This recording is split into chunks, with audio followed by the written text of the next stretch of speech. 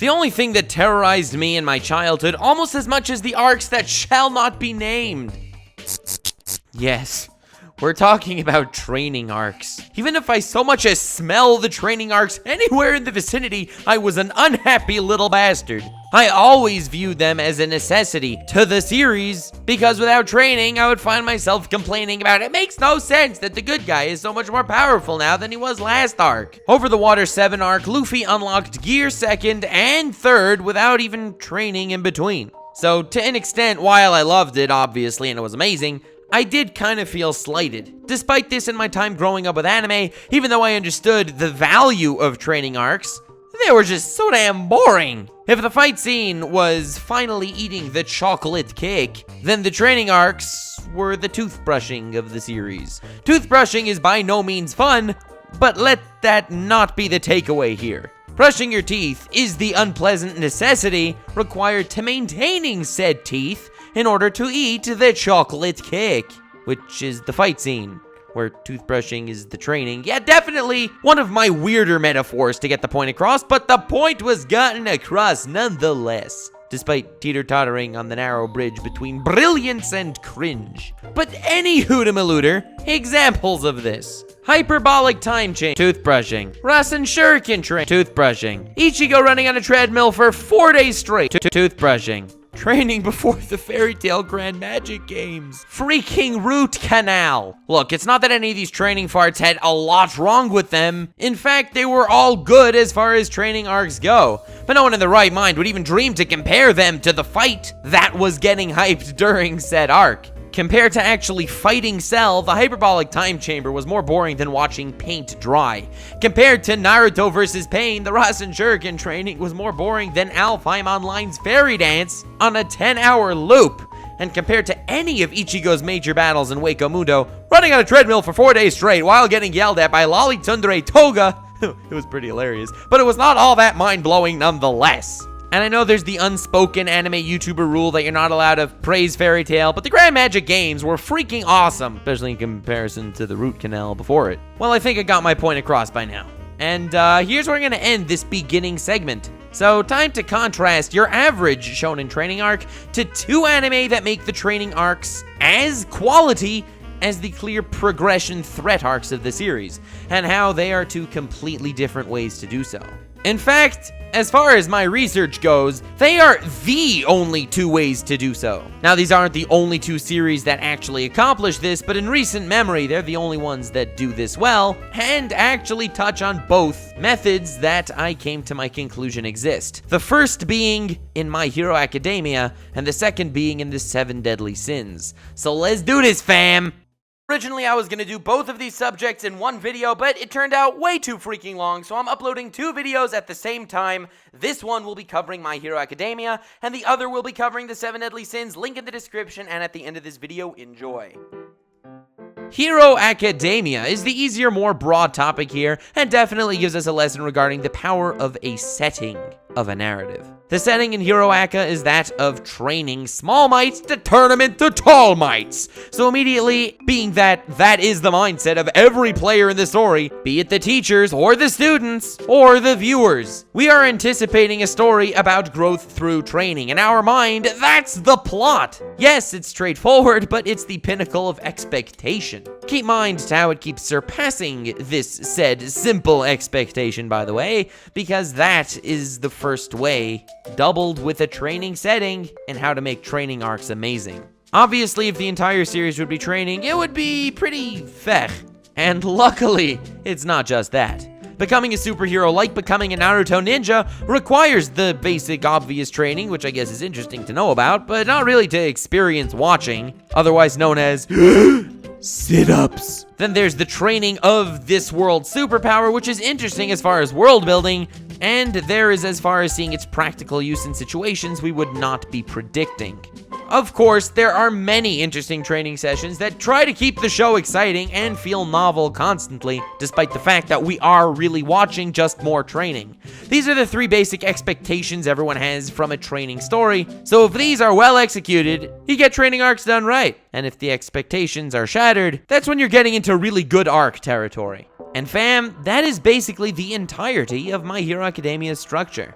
Existing as a training setting, training the Small Mites into the Tall Mites gives the series free reign to embed necessary character developments as well as plot escalation into said training arcs, and bam! You have a great show! Every arc in itself has its own unique and exciting, perfect setting. The first real training arc we bumped into was 2 heroes versus 2 villains role-play training in episode 6 of season 1. This is the first Quirk versus Quirk student fight in the entire series, and we were all on the edge of our seats to see how things would play out on that end alone. So not only is this the perfect excuse to excite everyone that we're actually watching fights pretty much for the first time. I mean, I'm pretty sure Deku versus Hentai Slime Guy was not considered a fight scene.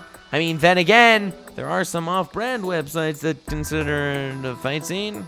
Not that I'm particularly well-versed in new age tentacle hentai, but this was the first of its kind for the show, and that's great. But it's also a perfect excuse to introduce us to all the various quirks of the Small Mites, where those 2 aspects alone make it a viable training arc. They added an introduction to Todoroki, which was brilliant, by the way, making him stand out as the class badass, and also intrinsically added a fascinating character dynamic between Deku and Bakugo, with Deku actually clenching his hand around victory, which was incredibly important character development for Deku, as well as even more important character development for Bakugo.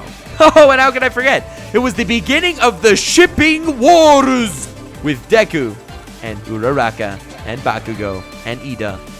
And everyone else in the entire class all of a sudden started fucking each other. Because our expectations were completely flushed out to a greater extent than we even imagined. This is a complete success as far as training arcs go. But I don't have the time to dwell on all that. I may go in depth on various subjects that I touch upon in different videos. However, for the sake of maintaining focus and sanity, well, whatever sanity's left, we're gonna have to be flying through the training arcs of My Hero Academia, because trying to get my point across on how they do training arcs great via the setting expectation formula. And yes, fam, in a training setting like My Hero Academia's narrative is, every arc is a training arc. Next arc! We're introduced to a fascinating battleground. All our young herolings, whose quirks and temperament we basically understand by now, are thrown into a fascinating battlefield where training will commence. This is not a letdown in the slightest because they are in school. We are expecting cool training devices the teacher cocked up while menacingly rubbing their hands together, or paws. And then, of course, Hero Academia pulls its trump card and our expectations are once again overwhelmed thanks to the little assault by the League of Villains, a group of villains we knew absolutely nothing about with goals yet to be determined. This is the kick in the pants the show needed to go from a good shonen to a great shonen. Ugh, it actually hurts me to be flying through all these arcs so quickly when I have so much to say about each of them, and how the execution and timing was so damn good. But in short, obviously most people would not classify this as a training arc. On the surface, it's not. It develops the plot. It's not there to make the characters stronger, it's there to introduce the threat to the series. But there's no mistaking the fact that it definitely utilized the training arc setting and pushed it to its limits, which makes it the perfect time to go back to the most conventional training arc ever. Tournament arcs. Giguk already talked about the appeal of overall tournament arcs in multiple videos, so me preaching of the tournament arcs awesomeness would pretty much be like blowing a dead horse. Wait, was that the right expression? Yeah, I'm pretty sure that's the right expression. But any horse, until this point in the story, we only really knew about 4 of the characters. So, in a series that's ambitious enough to try to push a viable main cast of 20-ish, the tournament arc is definitely the best way to give everyone spotlight. Like Naruto's Chunin exams, which I recently made a video on that you should all totally check out, these character interactions are vital and long-lasting, giving us a basis for some of the entire character narratives of the series, and how in their minds, this is what they'll be referring to as far as their classmates. And while all that's great, let's not forget to envision what our expectations are of a tournament arc. We're expecting cool challenges, awesome battles, sick choreography and animation, and yeah, we definitely got all that. We're expecting cool character development as well, totally aced. Expecting to get introduced to new long-lasting characters, grand! Until this point, all that makes this a well-executed yet average tournament arc. The good news is, everyone always loves tournament arcs. This goes without saying. And the double good news is, Hero Academia is a setting that welcomes tournament arcs with open arms, making it really completely meld with the narrative and just be a badass addition to the training regimen of the Small Mites. While I would definitely say that the Chapter Black tournament in Yu Yu Hakusho is the best tournament arc in all of anime, it's totally not comparable to My Hero Academia's at all. While they are both tournaments, that's where all the similarities end. This is used as a training arc, whereas that is plot. So on one hand, the riveting nature of the Dark Tournament has no competition here. But on the other hand, the setting of My Hero Academia definitely welcomes a tournament better than how the tournament was actually set up in Yu Yu Hakusho. Even though that was sick for another reason and I totally have to do a video on it. So everyone loves tournament arcs, it makes sense that it's here, all our expectations are through the roof, we're really excited, and it's blown freaking away, purely because of Deku versus Todoroki. There's no doubt in my mind that Todoroki and his character development was the highlight of the tournament hands down, and in that short span of a few episodes, yes, we developed the whole cast, yes, we did everything a tournament arc is set out to do, but Todoroki became a more developed character than almost any ever from almost any of the longest of shonen. And while at this point, he was a character we did want to see more of, it didn't necessarily make him a character we expected to become a star. In the beginning, he was basically revered by his classmates as an insurmountable obstacle. But as the tournament progressed, I found myself rooting for him to win even more than Deku. I felt like he deserved the win more than Deku. So when he was matched up against our protagonist, especially because it wasn't even the finals, to which of course belongs to main rival Bakugo-sama, I was certain of Todoroki's defeat. Honestly, there was no shadow of a doubt in my mind that Deku was gonna lose before at least the finals, just as far as how shonen narratives progress. But even all that aside, One for All is ridiculously powerful, and it wouldn't even take an Aspel to claim victory. So once again, Todoroki defied my expectations, going into the tournament becoming a greater character than I could have even anticipated. So even with my standards so extraordinarily high at this point, the result of his fight against Deku totally shattered them once again. The fight resulted in his superficial victory, which I was rooting for despite my mind being made up he would have tasted defeat, because he won the fight. Deku was knocked off the stage. But I was blown away by, despite the fact that this difficultly earned victory was awesome, he tasted a major, overwhelming emotional defeat. It solidified Todoroki as an incredible character and established Deku's metaphoric value for the entire series so far as what it really means to be a hero. I've talked about that in past videos, and I intend to make an entire video on the makings of a king featuring Deku. But that would pretty much be off topic to really stress here. My point stands that we welcome the tournament arc due to the conventional training setting of the narrative. It was done right in all the aspects we wanted to checkbox. We got the cool challenges, we got the character development, we got to meet new characters, but it was an amazing arc, purely because of how Todoroki freaking blew me away. So if you didn't like Todoroki, you probably didn't love the arc. But I love Todoroki. I loved his development. So personally, expectations shattered. But, well, this was too conventional of a training arc. Time for alternation. So the next arc, of course, has villains. And this villain interruption is completely different as to the one we've seen prior, because in this scenario, not only are the students not the target, not only was it not initiated by the League of Villains, but this was expected and foreshadowed from the previous arc. While the original villain invasion at the end of Season 1 was a total surprise and blew all of us away,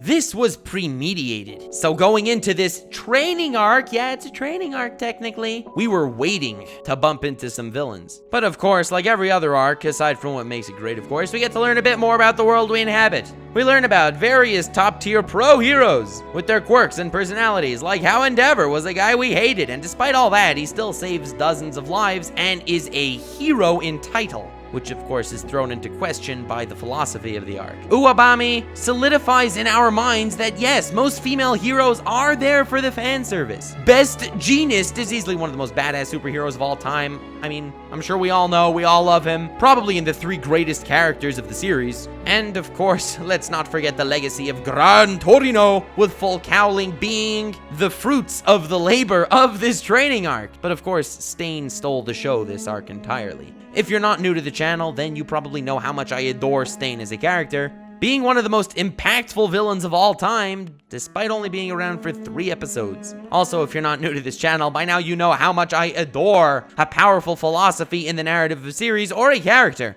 and I will not fail to give credit where credit is due, even if I disagree with said philosophy. I still believe Thanos, my bad, I mean Stain, to be a villain, but he's a brilliant one nonetheless, and he acted as a fascinating aura that loomed above throughout the entire story. He was honestly more than I anticipated from the entire My Hero Academia series as a whole, especially due to the fact that so far seemingly the villains were pretty two-dimensional. This training arc was a massive success across the board. Deku did learn full cowl from anime Yoda, Todoroki came to terms with himself, solidifying his character in the entire series. Yeah, unfortunately it seems like this is as far as his development will go, but it was development nonetheless. And of course, let's not forget the powerful impact of Stain's philosophy on the story, as far as the true meaning of a hero. This was honestly, personally, by far my favorite arc so far in the entire series, and it goes back to back with the next training arc. Yeah, another training arc, who would have guessed? It's a training setting, so we don't mind. Blammo, let's have a great time. Students versus teachers. And of course,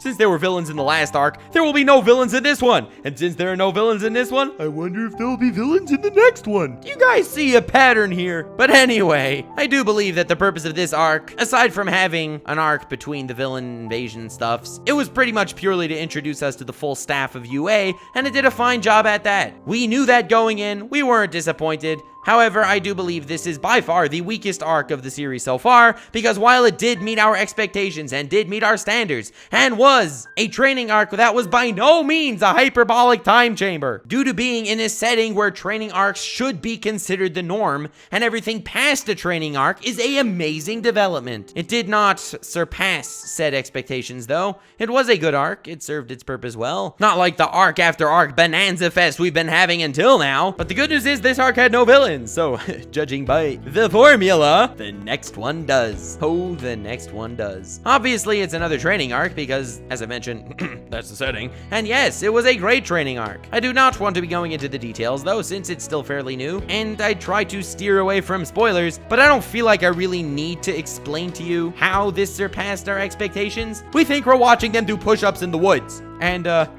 something else happened, to put it bluntly. And of course, that leads into an arc right past that, which is the first not training arc of the entire series. Basically, my point was delivered by now. While a narrative is dwelling in a training setting, training arcs are expected and appreciated. But of course, only when it surpasses expectations does it truly become a great training arc. That's why Naruto's Chunin exams are my favorite training arc of all time. And in a nutshell, without dwelling too much, that's the major difference between Naruto and Shippuden. The original Naruto, despite all of the subplots, was a training setting. So, the running up trees, the Chunin exams, and the Jiraiya arcs were all glorious. I loved watching Naruto fall off trees, I loved watching Naruto fall into puddles, and I loved watching Naruto pop balloons. It was a training setting. Everything past that just defies expectations. That's why original Naruto was amazing. Shippuden, on the other hand, was a more of a save-the-world adventure setting. Therefore, the training arcs